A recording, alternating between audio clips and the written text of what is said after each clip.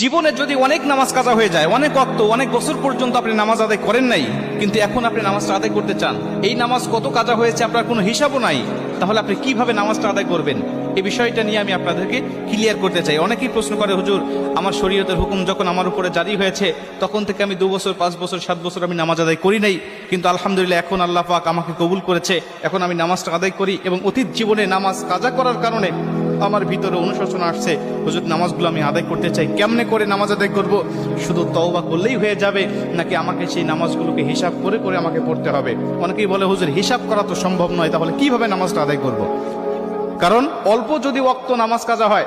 যেমন আজকে আপনি 2 ওয়াক্ত নামাজ কাজা করেছেন, আসর এবং মাগরিবের নামাজ আপনি আদায় করেন নাই, এশার নামাজের সময় আপনার স্মরণ হয়েছে বা আপনি অবসর হয়েছেন, ব্যস্ততা আপনার কমেছে, আপনি এখন কাজা নামাজটা আদায় করবেন, হিসাব করে আপনি এশার নামাজের আগে আসরের নামাজের 4 রাকাত আপনি কাজা নামাজ আদায় করলেন, মাগরিবের 3 রাকাত করলেন, তারপর এশার